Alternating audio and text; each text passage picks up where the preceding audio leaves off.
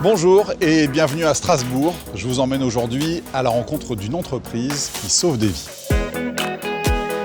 À partir d'images de scanner ou d'IRM, la société Visible Patient est capable de modéliser les organes d'un malade en 3 dimensions. Un clone numérique destiné au chirurgien pour préparer son acte chirurgical en testant sa stratégie opératoire sur une copie virtuelle du patient. Une quinzaine d'années de recherche ont été nécessaires pour mettre au point ce dispositif, utilisé aujourd'hui principalement en chirurgie thoracique et dans une cinquantaine d'hôpitaux en France et à l'étranger. Après le succès technologique, le succès commercial est désormais au rendez-vous puisque la solution Visible Patient est prise en charge par de plus en plus d'assureurs et de mutuelles. Je vais rejoindre dans un instant Luc Solaire, le président Visible Patient, qui va nous raconter cette formidable aventure technologique ainsi que ses perspectives.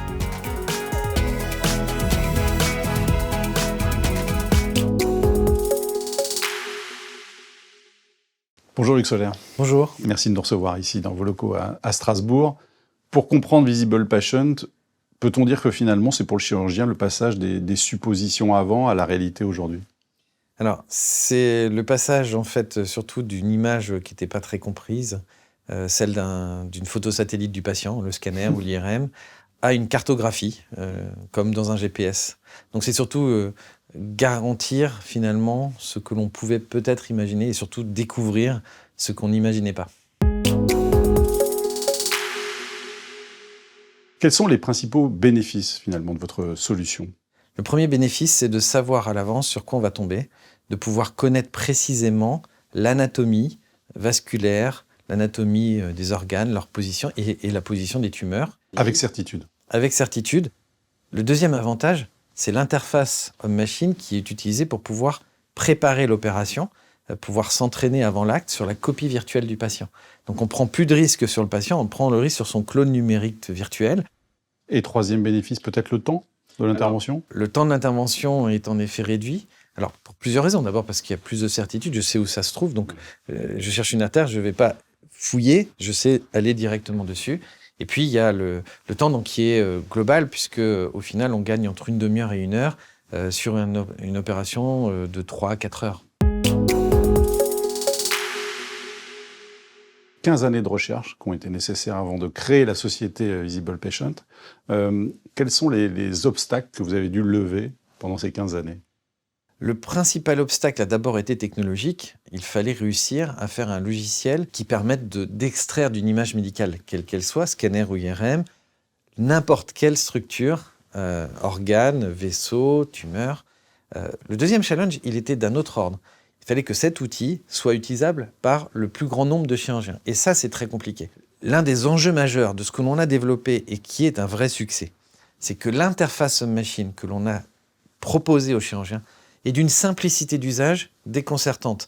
Non seulement le chirurgien arrive très facilement à utiliser sans avoir besoin de formation, mais le patient lui-même peut utiliser le logiciel sur son smartphone, par exemple, de façon très simple. Est-ce qu'il y a eu des moments de découragement, des obstacles à lever qui ont parfois semblé insurmontables? Des moments difficiles, il y en a eu. Entre la création en 2013, par exemple, et l'état actuel de la société, on est passé par un vrai... Alors, on a d'abord grandi, puis on est tombé dans un vrai creux. Et ce creux, ça a été difficile. En 2017, la société a failli disparaître. Heureusement, notre banquier, le Crédit Mutuel, nous a aidés et nous a soutenus dans ce moment qui était certainement le plus difficile. Ensuite, on a eu la levée de fonds et puis enfin l'énorme partenariat avec Johnson & Johnson qui nous permet d'avoir un distributeur à l'international. 2017, c'est quasiment hier. Qu'est-ce qui a fait qu'en 4 ans, vous ayez pu accélérer le développement de cette manière-là? Principalement, je pense, la prise en charge par les assureurs et les mutuelles, qui était dans le plan de développement économique que j'avais proposé à l'époque. Ça a été un vrai changement qui a permis de faire croire ou de faire penser à des investisseurs qu'ils pouvaient imaginer que ça marcherait. Et ça, ils ont raison, puisque ça marche. Quel rôle a joué un partenaire comme Crédit Mutuel Innovation dans le développement de votre entreprise? Alors, le Crédit Mutuel Innovation a joué un rôle essentiel parce qu'il nous a permis de nous structurer dans la proposition de valeur que l'on avait.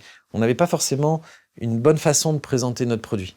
On le présentait pour ce qu'il est. C'est un magnifique outil que tout le monde veut au niveau chirurgical. Donc nous, on se disait, c'est évident, tout le monde le veut.